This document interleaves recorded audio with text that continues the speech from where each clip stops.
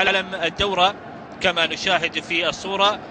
أحمد النعيمي مدير البطولة يتواجد أيضا مع الفرقة الخاصة التي سوف ترفع علم الدورة.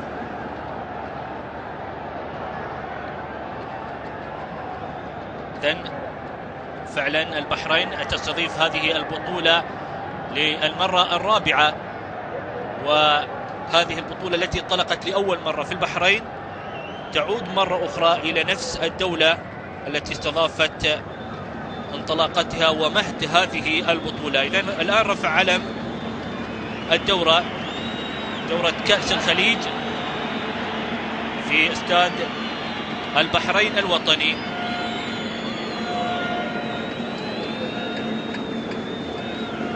هذه البطولة نسخة 21 والكل يطمح بلقب هذه البطولة. الكويت أحرزت 10 ألقاب، والعراق 3 مرات، وأيضا السعودية وقطر مرتين، والإمارات مرة، وعمان مرة، بينما مملكة البحرين واليمن يعني لم يحرزوا أي لقب طوال السنوات الماضية، خاصة البحرين التي انطلقت منها هذه البطولة. إذن تم رفع علم البطولة الآن بانتظار أداء قسم للدورة وبدء فعاليات حفل افتتاح خليجي 21.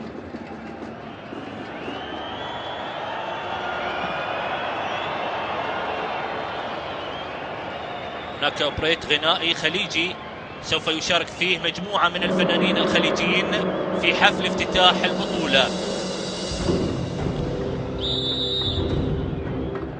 لأن هذه البالونات المتواجدة في أرضية استاد البحرين الوطني تعطي إشارة حفل البداية، ويمكن مشاهدة الأضواء، استخدام الأضواء والليزر بشكل كبير دائما في حفلات الافتتاح لأي بطولة. فعلا اليوم ربما نسترجع أياما مضت، ونسترجع أيضا ربما أغنية نسمعها في فترات كثيرة. ما معكم خبر زين يا رسول السلامة، لا تخيب ظنوني، بسألك عن البحرين كيف أهل المنامة عادهم يذكروني.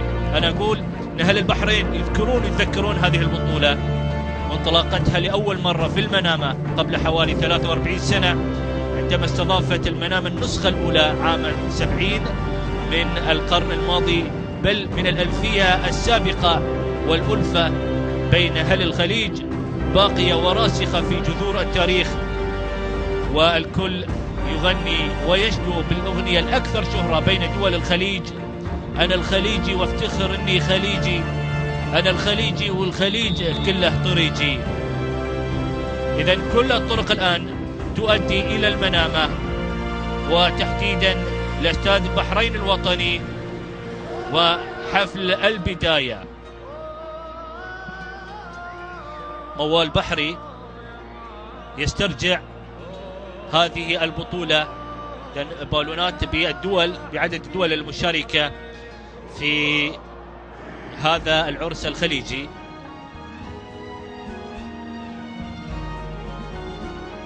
بطولة كبيرة بطبيعة الحال بالنسبة لأهل الخليج.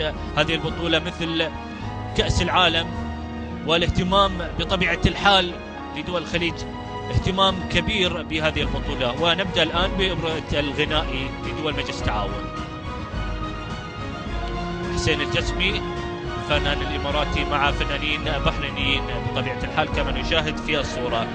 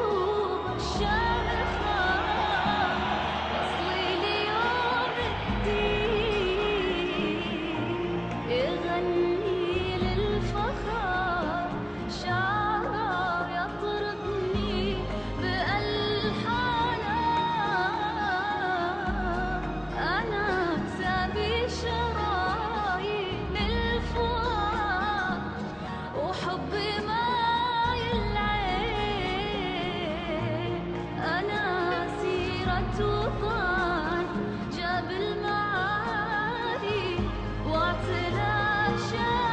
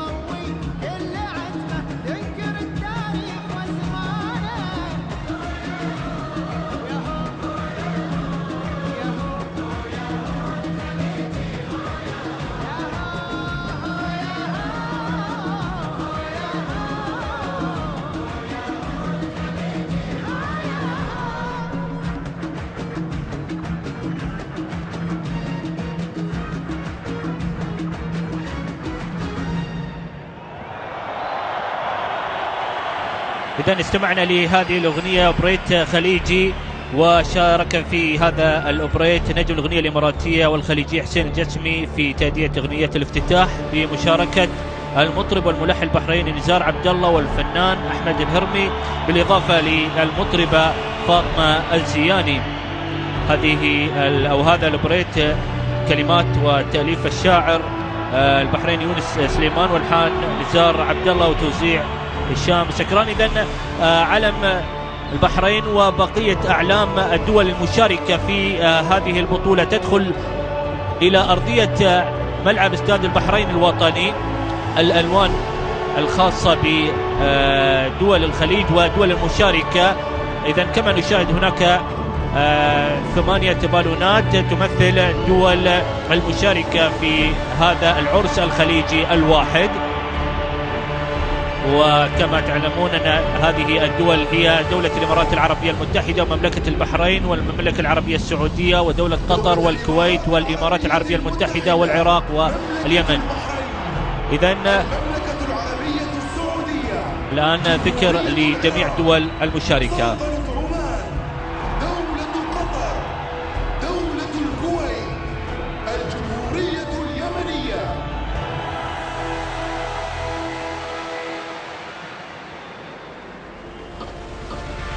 نتابع وياكم فعلا.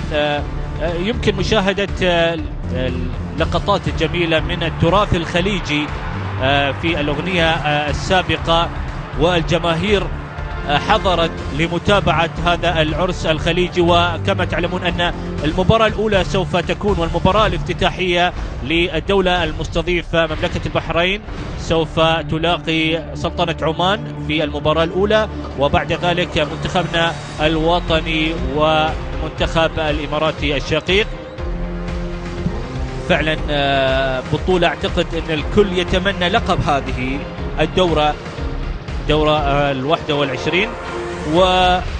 والبطولة لن تكون سهلة لأن الفرق كلها أعدت العدة للحصول على هذا اللقب في النسخة 21.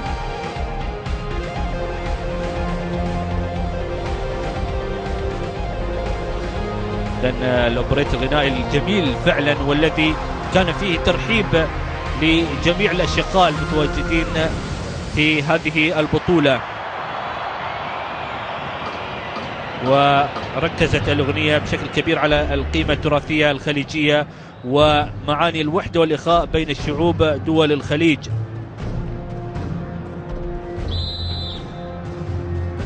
لأن أعلام الدولة والبالونات 8 تتلون بالألوان المختلفة الجميلة بطبيعة الحال. الكل يشارك في إنجاح هذا الحفل في استاد البحرين الوطني، والذي يتسع ل 35,000 شخص. الافتتاح لهذا الاستاد كان في عام 82 وهو يقع في مدينة عيسى،